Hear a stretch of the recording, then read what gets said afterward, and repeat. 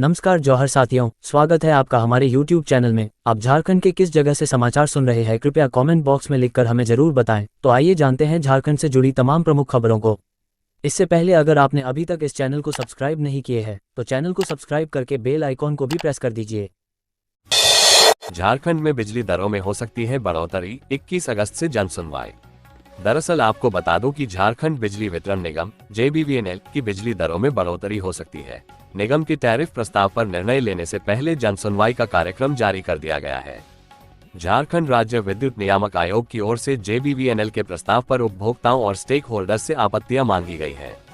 जनसुनवाई की प्रक्रिया की शुरुआत 21 अगस्त से शुरू होगी। इसके बाद धनबाद, देवघर, डाल्टनगंज और रांची में जनसुनवाई होगी। सुनवाई पूरी करने के बाद राज्य विद्युत नियामक आयोग आवश्यकतानुसार टैरिफ दर बढ़ाने पर निर्णय लेगा।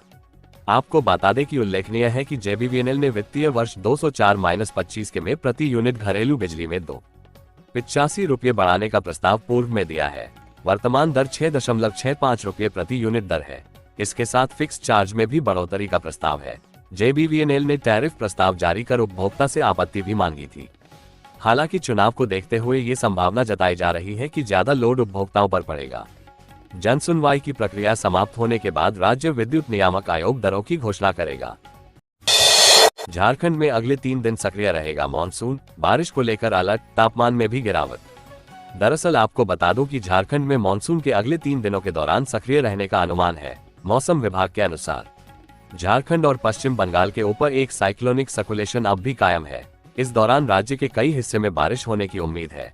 राज्य में रांची समेत अन्य 15 जिलों में मॉनसून सामान्य हो गया है। पिछले 24 घंटे के दौरान पूरे राज्य में मॉनसून सक्रिय रहा। कई स्थानों पर अच्छी बारिश हुई, कहीं कहीं भारी बारिश हुई।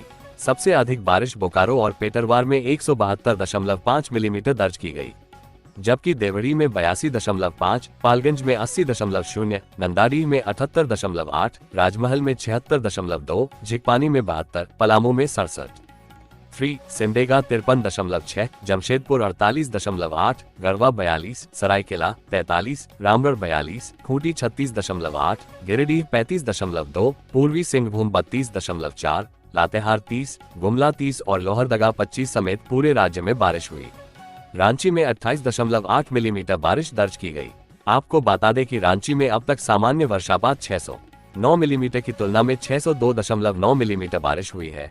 मौसम विभाग के अनुसार 1 से 19 कम बारिश वाले शेष जिले सामान्य की श्रेणी में आते हैं।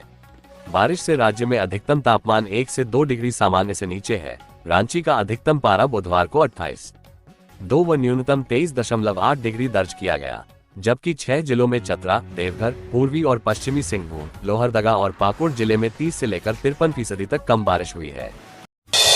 झारखंड में बड़ा बदलाव, अब कैबिनेट विभाग देखेगा ED CBI के मामले, 38 प्रस्तावों पर लगी मोहर। दरअसल आपको बता दूं कि झारखंड में ED CBI सहित केंद्रीय एजेंसियों के मामले अब पुलिस मुख्यालय नहीं, मंत्रिमंडल व निगरानी विभाग देखेगा। इसके लिए मुख्यमंत्री हेमंत सोरेन की अध्यक्षता में बुधवार को हुई कैबिनेट की बैठक में झारखंड कार्यपालिका नियमावली 2000 में एक और संशोधन के प्रस्ताव को मंजूरी दी गई। कैबिनेट ने कुल 38 प्रस्तावों पर अपनी मुहर लगाई। संविधान के अनुच्छेद -166 के अनुसार राज्य सरकार के सारे कार्य राज्यपाल के नाम पर किए जाते हैं और संविधान का ये प्रावधान राज्य सरकार को अलग अलग विभागों के अंतर्गत कार्य बंटवारा और कार्य के निष्पादन के लिए सक्षम प्राधिकार तय करने की शक्ति देता है। इसी उद्देश्य से झारखंड कार्यपालिका नियमावली 2000 बनाई गई। इसे राज्य सरकार की ओर से समय समय पर संशोधित किया जाता रहा है। झारखंड सरकार झारखंड कार्यपालिका नियमावली 2000 में नया प्रावधान शामिल करके मंत्रिमंडल, सचिवालय व निगरानी विभाग को इस संदर्भ में शक्ति दी है। ये केंद्रीय एजेंसियों की कार्रवाइयों के खिलाफ कवच होगा। आपको बता दें कि झारखंड के विश्वविद्यालयों, अंगीभूत कॉलेजों व घाटानुदानित अन्य कॉलेजों के पदाधिकारियों, शिक्षकों और शिक्षकेतर कर्मियों को पुरानी पेंशन योजना का लाभ मिलेगा। 1 दिसंबर 2004 के बाद से ये लाभ मिल सकेगा। हेमंत सोरेन सरकार का बड़ा फैसला, अब किसानों का 2 लाख तक का कर्जा होगा माफ, क्या है शर्त? दरअसल आपको बता दूं कि झारखंड के मुख्यमंत्री हेमंत सोरेन की अध्यक्षता में बुधवार को हुई कैबिनेट की बैठक में किसानों को बड़ी राहत दी गई है। अब सरकार किसानों के 50,000 से 2 लाख रुपए तक का कर्ज माफ करेगा। इसके अलावा कैबिनेट ने 38 प्रस्तावों पर अपनी मुहर लगाई है। कैबिनेट सचिव वंदना दादेल ने बताया कि बैठक में झारखंड कृषि ऋण माफी योजना में संशोधन के प्रस्ताव को मंजूरी दी गई। आपको बता दें कि झारखंड के किसानों का अब 2 लाख रुपए तक का ऋण माफ होगा। कैबिनेट सचिव वंदना दादेल ने बताया कि 31 मार्च 2020 के पूर्व के 2 लाख रुपए तक के कर्ज माफ किए जाएंगे। सरकार ने शुरू में 50,000 रुपए तक की ऋण माफी की थी। इसमें 4,73,567 किसानों की ऋण माफी की गई। अब राज्य के करीब 4.75 लाख किसानों की 2 लाख तक के ऋण माफ किए जाएंगे। इस योजना में एक ही परिवार के एक ही सदस्य को लाभ मिलेगा।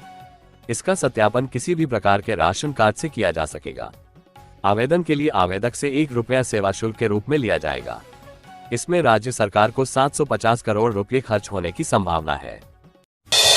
नक्सलियों के आईडी ब्लास्ट में जवान घायल, एयरलिफ्ट कर रांची ले जाया गया। सारंडा में चलाया जा रहा नक्सल विरोधी ऑपरेशन। दरअसल आपको बता दूं कि गुरुवार की सुबह मनोहरपुर प्रखंड के सारंडा अंतर्गत बालेबा गांव के पास के जंगल में नक्सलियों के द्वारा किए गए आईडी ब्लास्ट में ऑपरेशन में लगे कोबरा की 209वीं बटालियन के एसआई जितेंद्र दानी घायल हो गए। उन्हें एयरलिफ्ट कर इलाज के लिए रांची ले जाया गया ही। सूत्रों के अनुसार नक्सलियों के जमावड़े की पक्की सूचना पर विगत बुधवार को भारी संख्या में CRPF, cobra, Jharkhand Jaguar, Jharkhand police के जवानों को छोटा नागरा के रास्ते बालेबा पुलिस और सुरक्षा बलों द्वारा वृहद पैमाने पर नक्सलियों के विरुद्ध सघन अभियान चलाया जा रहा था। इसी दौरान गुरुवार की अहले सुबह कोबरा व सीआरपीएफ के जवान बालेबा गांव से लगभग 1.5-2 किलोमीटर दूर नक्सली कैंप की तरफ बढ़ रहे थे। तभी नक्सलियों द्वारा सुरक्षा बलों को लक्षित करने के उद्देश्य से पहले से लगाए गए एक आईडी को ब्लास्ट किया गया, जिसकी चपेट में आने से कोबरा बटालियन के एसआई जितेंद्र दानी घायल हो गए। उनकी हालत स्थिर बताई जा रही है। आपको बता दें कि घटना के बाद घायल एसआई को घटनास्थल से सुरक्षित जगह लाकर बेहतर इलाज के लिए हेलीकॉप्टर से रांची भेज दिया गया है। इसकी पुष्टि जिले के एसपी आशुतोष शेखर ने की है। वहीं एक अन्य अपुष्ट खबर के अनुसार छोटा नागरा से सारंडा के उप जंगल में जाने के दौरान दिकुपोगा उसरिया गांव से होकर कोलईबुरु क्षेत्र में सीआरपीएफ व झारखंड जगुआर के लिए रसद सामग्री ले जा रहा 3 ट्रैक्टर बुधवार को नाले में फंस गया था। बाद में उन वाहनों को काफी मशक्कत से निकाला जा सका। झारखंड के 14 जिलों में बारिश, बिजली का अलर्ट। बंगाल की खाड़ी में बने साइक्लोनिक सर्कुलेशन से मानसून एक्टिव, सरायकेला रहा सबसे गर्म। दरअसल आपको बता दूं कि झारखंड में मानसून एक्टिव है। मौसम विभाग 14 जिलों में बारिश का अलर्ट जारी किया है। राज्य के जिन जिलों में बारिश की संभावना जताई गई है उनमें गढ़वा, पलामू, लातेहार, चतरा, हजारीबाग, बोकारो, लोहरदगा, रांची, गुमला, खूंटी, सरायकेला खरसावां, सिमडेगा, पूर्वी और पश्चिमी सिंहभूम का इलाका शामिल है।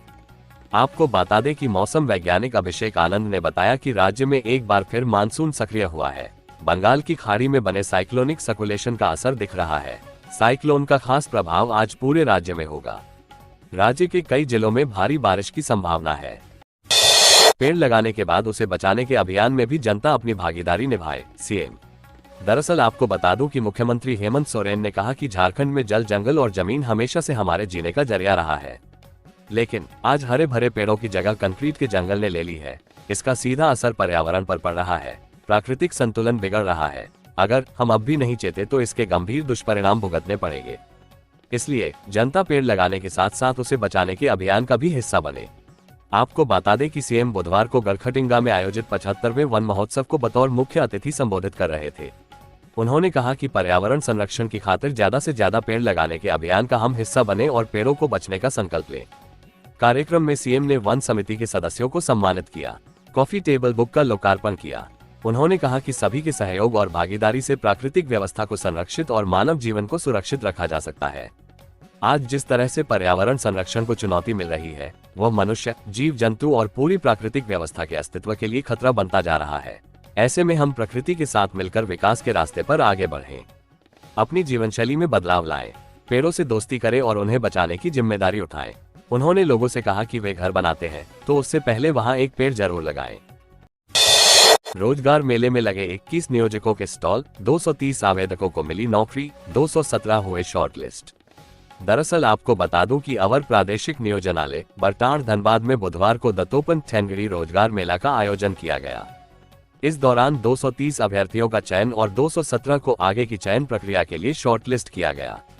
मेले में 21 नियोजकों ने अपने अपने स्टॉल में अभ्यर्थियों से बायोडेटा लिया, उनकी पढ़ाई और कार्यानुभव से संबंधित जरूरी जानकारी ली।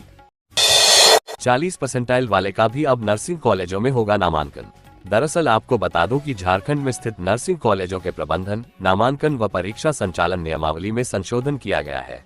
अब नर्सिंग कॉलेजों में नामांकन के लिए तय न्यूनतम 40% अंक की जगह 40 परसेंटाइल कर दिया गया है। 40% न्यूनतम अंक होने के कारण अभी नामांकन नहीं होता था, सीटें खाली रह जाती थीं। कैबिनेट की बुधवार को हुई बैठक में यह निर्णय लिया गया। आपको बता दें कि इसके अलावा बिहार राज्य वन विकास निगम लिमिटेड के शेयर दायित्व विभाजन के बाद झारखंड सरकार ने लातेहार स्थित Bihar solvent and chemicals limited व Bihar state tannin extract limited के अधिग्रहण करने का निर्णय लिया है। इसी तरह बिहार राज्य पथ परिवहन निगम के 619 कर्मियों को 1 जुलाई 2004 से वैचारिक रूप से समायोजित करते हुए अन्य वित्तीय लाभ देने का निर्णय लिया गया। मालूम हो कि सुप्रीम कोर्ट ने इनके पक्ष में फैसला दिया था। राजेश ठाकुर के नेतृत्व में कांग्रेस लड़े विस चुनाव या नया अध्यक्ष चुना जाए, इस पर वेणुगोपाल ने 1-to-1 की बात। दरअसल आपको बता दूं कि झारखंड विधानसभा चुनाव को लेकर कांग्रेस अब रणनीति बनाने में जुट गई है। दिल्ली में पार्टी के संगठन महासचिव केसी वेणुगोपाल ने बुधवार को राज्य के सीनियर पार्टी नेताओं के साथ बैठक की।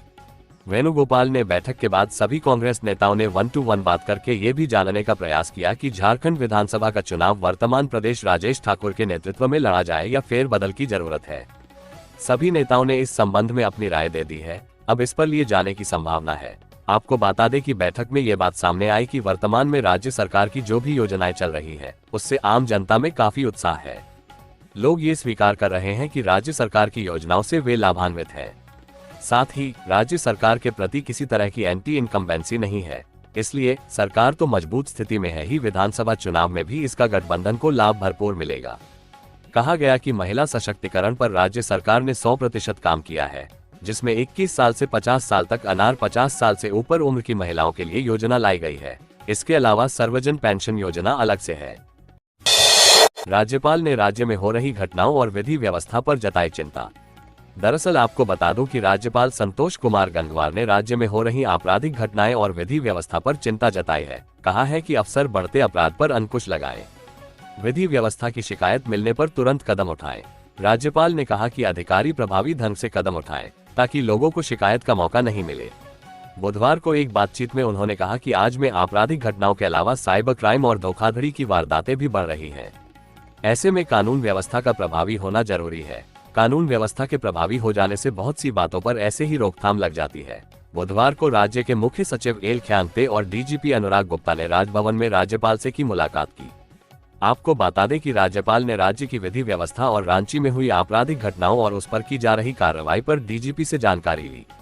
राज्यपाल ने पुलिस महानिदेशक अनुराग गुप्ता को राज्य में विधि व्यवस्था बनाए रखने की हिदायत दी। मुख्य सचिव एल ख्यांगते के साथ हुई बातचीत में राज्यपाल ने उन्हें राज्य में संचालित विकास एवं कल्याणकारी योजनाओं के बारे में भी जानकारी ली। आंगनबाड़ी केंद्र व पंचायत सचिवालय में भी जमा होगा आवेदन। दरअसल आपको बता दूं कि झारखंड कैबिनेट ने बुधवार को झारखंड मुख्यमंत्री मैया सम्मान योजना की लाभार्थियों को ऑफलाइन आवेदन जमा करने की नीति को स्वीकृति प्रदान कर दी है।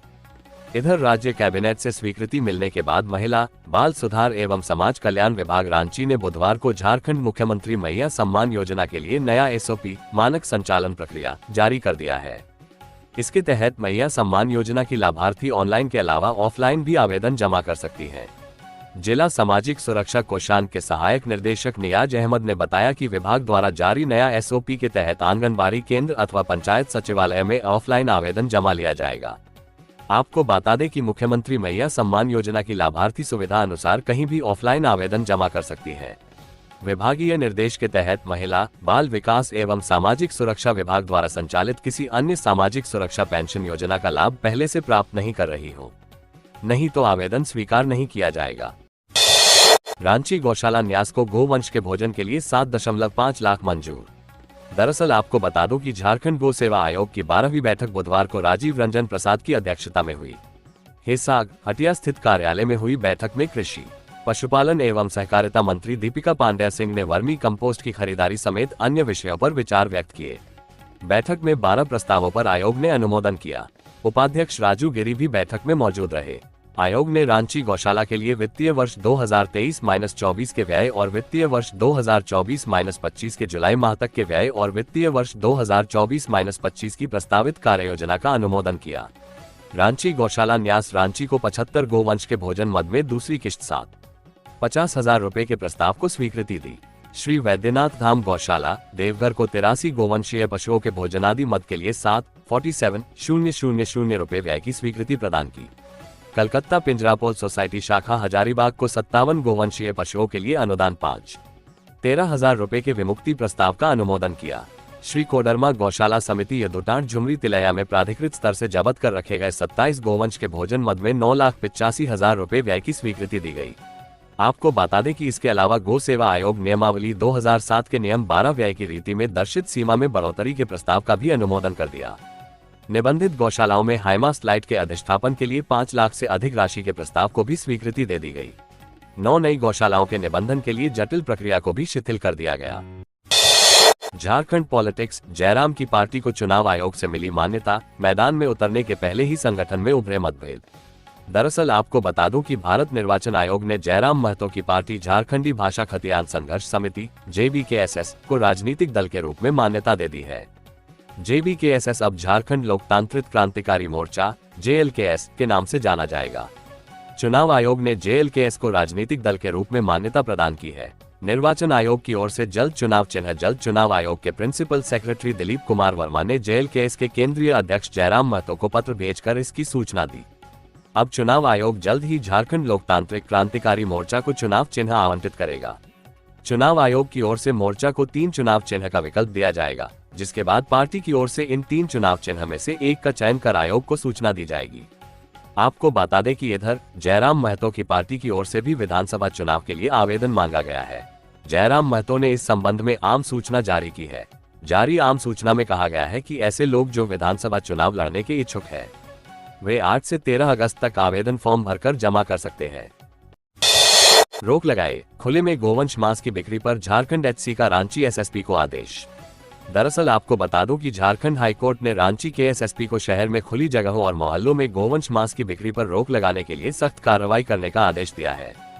कोर्ट ने SSP से पूछा कि झारखंड गोजातीय पशु वध निषेध अधिनियम 2005 के तहत रांची में क्या कार्रवाई की गई है। रांची सहित राज्य में कई स्थानों पर मीट शॉप के बाहर कटे हुए बकरे एवं मुर्गियों को खुले में प्रदर्शित किए जाने के खिलाफ दायर जनहित याचिका पर सुनवाई के दौरान प्रार्थी की ओर से कोर्ट में कुछ तस्वीरें पेश की गई, जिसमें खुलेआम गोवंश मांस की बिक्री होती दिख रही है।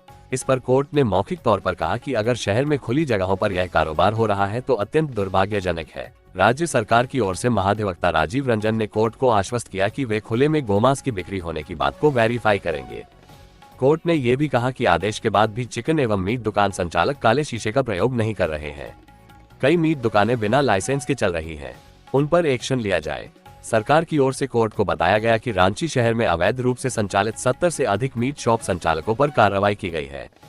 आपको बता दें कि जनहित याचिका श्यामानंद पांडे की ओर से दाखिल की गई है, जिसमें कहा गया है कि रांची शहर सहित राज्य में मीट विक्रेता बाहर खुले में कटे हुए बकरे एवं मुर्गियों को प्रदर्शित करते हैं। ये भारतीय खाद्य संरक्षा एवं मानक प्राधिकरण FSSAI के रूल एंड रेगुलेशन के साथ साथ सुप्रीम कोर्ट एवं विभिन्न हाई कोर्ट के गाइडलाइन के विपरीत है। बांग्लादेश क्राइसिस, मौत किसे कहते हैं, हुआ महसूस, अब कभी नहीं जाएंगे बांग्लादेश, दहशत में रांची लौटे लोग। दरअसल आपको बता दूं कि भारी हिंसा और उपद्रव की स्थिति के बीच बांग्लादेश से रांची लौटे बूटी स्थित कृष्णपुरी निवासी आशीष कुमार पाल वहां की स्थिति को याद कर अब भी सिहर उठते हैं। वो कहते हैं कि उपद्रवी निरंकुश हो चुके हैं, वो किसी पर भी हमला कर दे रहे हैं और फिलहाल अराजक हो चुके लोग वहां नियंत्रण से बाहर हैं। उनके मनमाने व्यवहार और लगातार हो रही हिंसा से हमारे जैसे लाखों लोग वहां भय के वातावरण में जी रहे हैं। पिछले 1 साल से वहां काम करने के दौरान हम भी इतना कभी नहीं डरे जितना अब सहमे हुए हैं। पहले कभी नहीं लगा था कि ऐसा भी हो सकता है। भगवान का लाख लाख शुक्र है कि हम लोग किसी तरह जान बचाकर सही सलामत अपने घर लौट आए। भारत की सीमा में प्रवेश करने के साथ ही धरती माँ को नमन किया और भगवान को धन्यवाद दिया। आपको बता दें कि आशीष ने बताया कि वो 1 साल से बांग्लादेश में BSRM नाम की एक स्टील कंपनी के तकनीकी विभाग में काम कर रहे थे। विद्रोह की स्थिति के बीच ही वो कोलकाता से होकर 18 जुलाई को बांग्लादेश पहुंचे। रात को 2 बजे ढाका पहुंचने के बाद बस में सवार हुए। उनके साथ बस में झारखंड के 2 और बिहार के 3 लोगों समेत उत्तर प्रदेश और ओडिशा के दर्जनों लोग थे। ढाका के जतराबारी में आधी रात के समय अचानक बड़ी संख्या में विद्रोहियों ने उनकी बस पर हमला कर दिया। इस बीच पुलिस पहुंची तो हम लोगों की जान में जान आए। झारखंड के बाबाधाम में उमड़ रहा श्रद्धालुओं का सैलाब, 16 दिनों में 27.50 लाख कांवरियों ने किया जलार्पण। दरअसल आपको बता दूं कि झारखंड के देवघर स्थित द्वादश ज्योतिर्लिंग में सर्वश्रेष्ठ बाबाधाम में 22 जुलाई से चल रहे ऐतिहासिक श्रावणी मेले में श्रद्धालुओं और कांवरियों का सैलाब उमड़ रहा है। बीते 16 दिनों में 27,49,495 कांवरियों ने बाबाधाम स्थित मनोकामना ज्योतिर्लिंग पर जलाभिषेक किया है। इनमें करीब 3 लाख बाल कांवरिया भी शामिल हैं। देवघर के उपायुक्त विशाल सागर ने बुधवार को एक प्रेस कॉन्फ्रेंस में बताया कि ज्योतिर्लिंग पर जलार्पण के लिए गर्भगृह के अंदर और बाहर विशाल अर्घा लगाए गए हैं। 6 अगस्त तक गर्भगृह में स्थित अर्घा के माध्यम से 17,45,396 और बाहरी अर्घा से 9,36,755 श्रद्धालुओं ने बाबा का जलार्पण किया है। इसके अलावा शीघ्र दर्शन व्यवस्था के तहत 67,344 श्रद्धालुओं ने जल चढ़ाया है।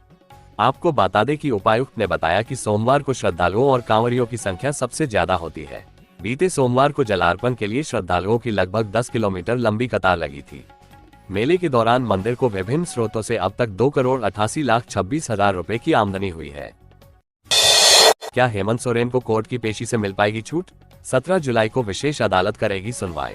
दरअसल आपको बता दूं कि ईडी के समन की अवहेलना करने के मामले में मुख्यमंत्री हेमंत सोरेन की ओर से दाखिल व्यक्तिगत उपस्थिति से छूट वाली याचिका पर 17 अगस्त को सुनवाई होगी। इस मामले में ईडी की ओर से जवाब दाखिल कर दिया गया है। इसके बाद MPLLA के विशेष कोर्ट ने 17 अगस्त को सुनवाई की अगली तिथि निर्धारित की है। हेमंत सोरेन की ओर से उनके अधिवक्ता ने 5 जुलाई को उक्त मामले में व्यक्तिगत रूप से उपस्थिति में छूट से संबंधित याचिका दाखिल की थी। बता दें कि हेमंत सोरेन के खिलाफ ईडी ने समन के आदेश का अनुपालन नहीं करने को लेकर अदालत में शिकायतवाद दर्ज कराया है। ये शिकायतवाद रांची की निचली अदालत में जनवरी 2024 में कराया गया है। बताते चले कि ईडी के 8 समन पर हेमंत सोरेन ईडी के समक्ष उपस्थित नहीं हुए थे। आपको बता दें कि रांची, झारखंड में जल, जंगल और जमीन हमेशा से ही हमारे जीने का जरिया रहा है, लेकिन विकास और शहरीकरण के दौर में हरे भरे पेड़ों से आच्छादित जंगल की जगह कंक्रीट के जंगल बन रहे हैं। इसका सीधा असर हमारे पर्यावरण पर पड़ रहा है। अगर हम अब भी नहीं चेते तो इसके गंभीर परिणाम भुगतने को तैयार रहना होगा। हमें ये देखना होगा कि जहां घर बनाए वहां एक पेड़ जरूर लगाएं। मुख्यमंत्री हेमंत सोरेन ने बुधवार को ये बातें वन, पर्यावरण एवं जलवायु परिवर्तन विभाग की ओर से भारतीय कृषि जैव प्रौद्योगिकी संस्थान गड़खटिंगा में आयोजित 75वें वन महोत्सव 2024 को संबोधित करते हुए ये बातें कही। झारखंड में थर्ड फ्रंट की बैटिंग, 81 सीटों पर उतरेंगे खिलाड़ी, टेंशन में NDA और INDIA। दरअसल आपको बता दूं कि NDA और INDIA के खिलाफ झारखंड में तीसरा मोर्चा बनाया गया है। इसका नाम झारखंड नवनिर्माण महासभा तीसरा गठबंधन जनमत रखा गया है। इसकी अगुवाई झारखंड पीपुल्स पार्टी के अध्यक्ष व पूर्व विधायक सूर्य सिंह बेसरा एवं झामुमो उलेगोलान के प्रमुख व पूर्व सांसद कृष्णा मारी कर रहे हैं। 10 संगठन इस तीसरे मोर्चा में शामिल हैं। 8 अगस्त को जमशेदपुर में इसकी बैठक होगी, जिसमें समन्वय समिति बनाई जाएगी। ये घोषणा पूर्व विधायक सूर्य सिंह बेसरा ने सोमवार को यहां सर्किट हाउस में पत्रकारों से बातचीत में की। आपको बता दें कि तीसरा मोर्चा राज्य के सभी 81 विधानसभा सीटों पर प्रत्याशी उतारेगा। बेसरा ने कहा कि झारखंड का निर्माण हुए 24 साल हो चुके हैं। 17 साल बीजेपी और फिर झामुमो की सरकार रही। दोनों राजनीतिक पार्टी ने झारखंड को सिर्फ ठगने का काम किया है। चुनाव के दौरान दोनों पार्टी ने जो भी वादे किए थे पूरे नहीं किए। इसलिए झारखंड नवनिर्माण महासभा तीसरा गठबंधन जनमत का गठन किया गया है। साथ ही उन्होंने कहा कि आगामी चुनाव में उनका गठबंधन राज्य की सभी 81 विधानसभा सीट से चुनाव लड़ेगा और गांव की सरकार बनाने का काम करेगा। खबरों से जुड़े रहने के लिए चैनल को सब्सक्राइब, वीडियो को लाइक एवं एक दूसरे से शेयर जरूर करें। धन्यवाद।